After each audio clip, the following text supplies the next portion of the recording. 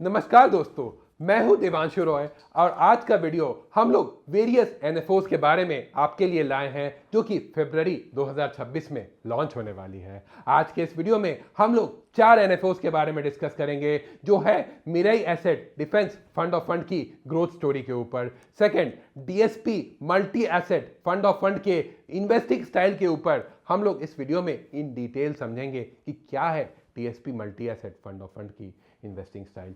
Third जो NFO हम लोग इस वीडियो में डिस्कस करेंगे वो है यूटीआई निफ्टी 50 शरिया कंप्लायंट इंडेक्स फंड। इस फंड में हम लोग इस वीडियो में हम लोग इस फंड के इन्वेस्टिंग स्ट्रैटेजी को समझेंगे और जानेंगे क्या क्या फिल्टर्स ये फंड लगाती है ताकि वो शरिया कंप्लायंट रहे। And fourth and the most interesting, silver का एक नया एटीएफ आने वाला है जो कि एंजल वन का है। इस समय सिल्वर का जो वॉलेटिलिटी है वो काफ़ी ज़्यादा हाई है। आज के इस वीडियो में हम लोग सिल्वर की फ्यूचर वैल्यू को भी समझेंगे। वीडियो काफ़ी इंफॉर्मेटिव होने वाली है एंड इंटरेस्टिंग भी, एंड आपकी इंफॉर्मेशन बहुत ज़्यादा या आपकी नॉलेज बहुत ज़्यादा बढ़ने वाली है इस वीडियो में, तो वीडियो को लास्ट तक ज़रूर देखिएगा। लास्ट में मैं आपको ये भी बताने वाला हूँ कि आपके इन्वेस्टमेंट स्टाइल के हिसाब से आपको अपने पोर्टफोलियो में कौन सा फंड लेना चाहिए एंड कितना परसेंटेज तक आप अपने पोर्टफोलियो में इन एनएफओस का चुनाव कर सकते हैं। वीडियो को स्टार्ट करने से पहले मैं ये रिक्वेस्ट करूंगा कि अगर आप इस चैनल पर नए हैं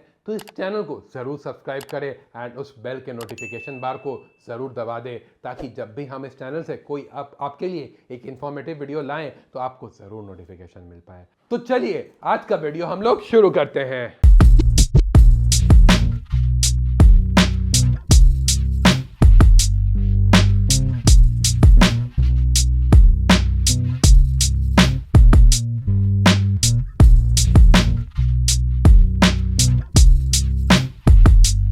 सबसे पहला फंड जो हम आपके साथ इस वीडियो में डिस्कस करना चाहेंगे वो है Mirae Asset BSE India ETF fund of fund. अगर मैं इस फंड के मोस्ट इंपॉर्टेंट फीचर की बात करूं तो इंडिया का जो डिफेंस बजट है वह 1.6 लाख करोड़ से भी ऊपर जा चुका है एंड ये फंड उसी के ग्रोथ स्टोरी को कैप्चर करता है। अगर इस फंड के स्ट्रैटेजी की बात करूं तो ये फंड हमारे पैसे को आइडियली डिफेंस स्टॉक्स में पैसे लगाएगा एंड सिर्फ और सिर्फ 500 रुपए के छोटे से अमाउंट से ही हम इस फंड में अपनी एसआईपी शुरू कर सकते हैं। अगर मैं इस फंड के एज की बात करूं तो ये फंड हमारे पैसे को उन्हीं कंपनीज में लगाने वाला है जो कि आत्मनिर्भर भारत के बुनियाद को बुलंद करने वाले हैं या इनिशिएट करते हैं। तो इसीलिए अगर हम इस फंड में अपने पैसे को लगाते हैं तो हम आत्मनिर्भर भारत के इनिशिएटिव को जोड़ देंगे एंड हमारे पैसे उन्हीं कंपनीज में लगाएंगे जो मेक इन इंडिया को सपोर्ट करते हैं।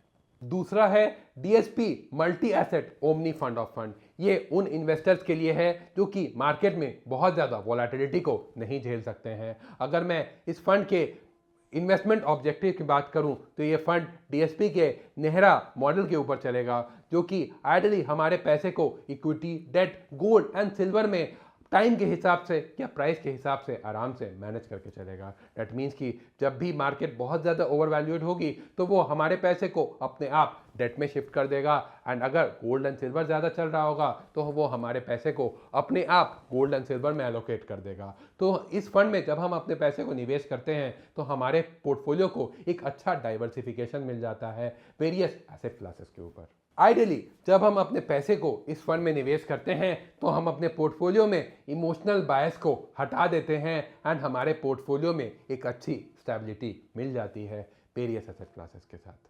तीसरा एनएफओ जो कि मैं आपके साथ इस वीडियो में डिस्कस करना चाहूँगा वो है यूटीआई निफ्टी 500 शरिया इंडेक्स फंड। अगर मैं इस फंड के कोर इन्वेस्टिंग स्टाइल की बात करूं तो ये आइडियली हमारे पैसे को एथिकल स्टॉक्स में लगाता है। एक एथिकल स्टाइल ऑफ इन्वेस्टिंग के हिसाब से अगर आप अपने पोर्टफोलियो में ऐसे स्टॉक्स ही चाहते हैं जो कि शरिया कंप्लायंट हो तो ही आप अपने पैसे को इस पर्टिकुलर म्यूचुअल फंड में लगाएं। अगर मैं इस फंड के कोर पोर्टफोलियो की बात करूं तो इस फंड के पोर्टफोलियो में कोई भी बैंकिंग स्टॉक्स नहीं होती है। तो अगर आप एक ऐसे इन्वेस्टर हैं जिनके पोर्टफोलियो में काफ़ी ज़्यादा बैंकिंग स्टॉक्स है तो भी आप अपने पैसे इस particular category of mutual fund में लगा सकते हैं। अगर मैं क्वालिटी फोकस की बात करूं तो अगर आप अपने पैसे को इस पर्टिकुलर म्यूचुअल फंड में निवेश करते हैं तो आपके पोर्टफोलियो की क्वालिटी काफ़ी ज़्यादा हाई हो जाएगी क्योंकि ये हमारे पैसे को उन्हीं पैसे या उन्हीं कंपनी में निवेश करता है जिनका मार्केट से डेट काफ़ी ज़्यादा कम हो या ना हो।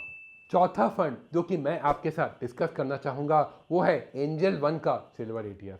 सिल्वर सिर्फ और सिर्फ अब मेटल ही नहीं रह गया है बल्कि एक ग्रीन एनर्जी का फ्यूल भी हो चुका है। आज के डेट में सिल्वर की यूजफुलनेस बहुत ज़्यादा बढ़ चुकी है। सोलर पैनल से लेके ईवी मैन्युफैक्चरिंग तक सिल्वर की डिमांड बहुत ज़्यादा बढ़ चुकी है।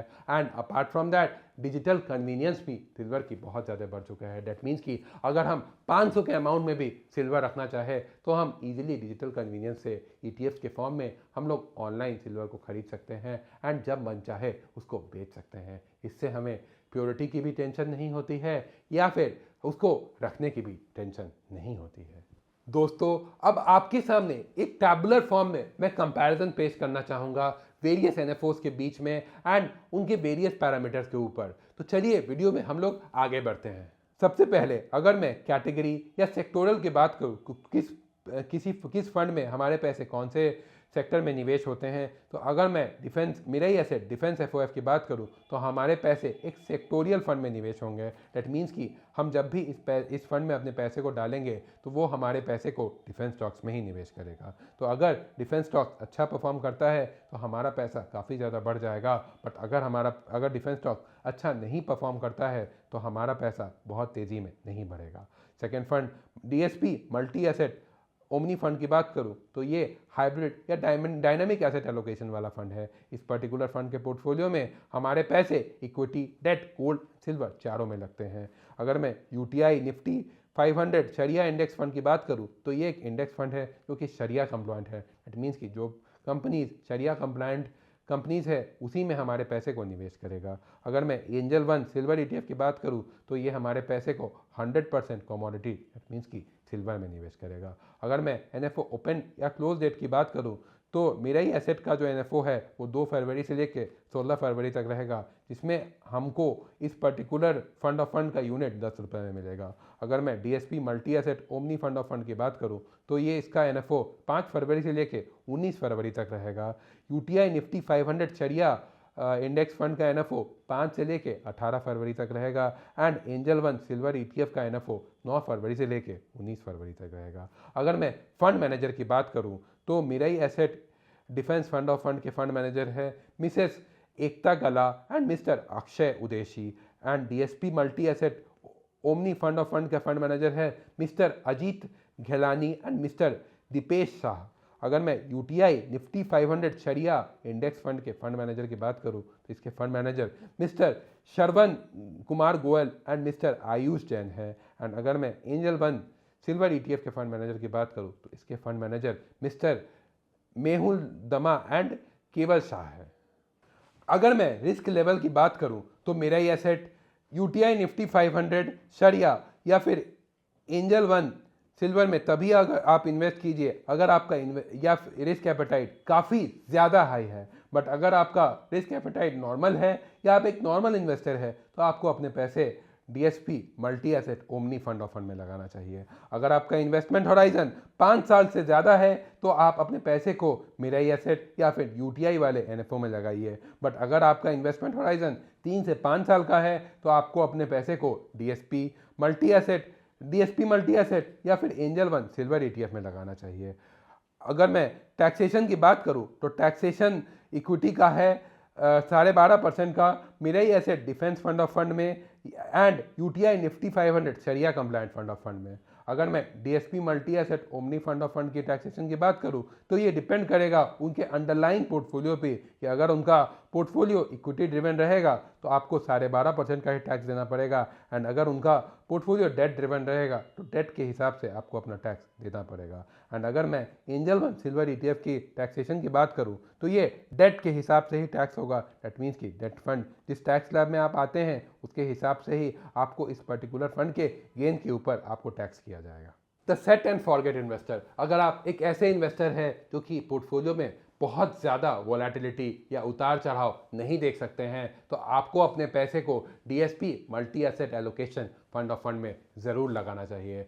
तीसरा, अगर आप एक एथिकल इन्वेस्टर है एंड अपने पैसे को शरिया कंप्लायंट कंपनीज में लगाना चाहते हैं या अगर आप एक ऐसे इन्वेस्टर है जो कि बैंकिंग सेक्टर से दूर रहना चाहते हैं तो आपको यूटीआई शरिया इंडेक्स फंड में अपने पैसे को निवेश करना चाहिए। अगर आप एक ऐसे इन्वेस्टर हैं जो कि आप अपने पोर्टफोलियो में इन्फ्लेशन के अगेंस्ट हेज लेना चाहते हैं, तो आपको एंजल वन के सिल्वर ईटीएफ में इन्वेस्ट करना चाहिए। एंड सिल्वर की डिमांड तो आपको पता ही है, लास्ट के 1 साल में इन्वेस्टर का पैसा कितनी जल्दी डबल हो चुका है, ये भी आपको ज़रूर पता होगा। दोस्तों, आपको इन चारों फंड में अपने पोर्टफोलियो में कौन सा फंड रखना सही लग रहा है? क्या आप एक ऐसे इन्वेस्टर हैं जो कि इंडिया के ग्रोथ स्टोरी को, जो कि डिफेंस रिलेटेड है, आपको बहुत ज़्यादा भरोसा है, या आप एक ऐसे इन्वेस्टर हैं जो कि मार्केट के वॉलेटिलिटी से डरते हैं एंड अपने पोर्टफोलियो में एक ऐसा फंड चाहते हैं जो कि अपने आप मार्केट के अप्स एंड डाउन्स को बैलेंस कर सके? नीचे कमेंट सेक्शन में ज़रूर मेंशन कीजिएगा। अगर आपको अपनी पोर्टफोलियो की planning through various investment, insurance and loan services से करवानी है, तो आप हमारे फ़ोन नंबर्स पे ज़रूर संपर्क करें। हम आपके लिए बिल्कुल free of cost financial consultancy देंगे एंड आपके फ्यूचर को ज़रूर प्लान करके देंगे। अगर आपको ये वीडियो अच्छा लगा तो इस वीडियो को ज़रूर लाइक करें एंड अपने फ्रेंड्स एंड फैमिलीज़ के साथ ज़रूर शेयर करें। एंड अगर आप इस चैनल पर नए हैं तो इस चैनल को ज़रूर सब्सक्राइब करें। थैंक यू एंड जय हिंद।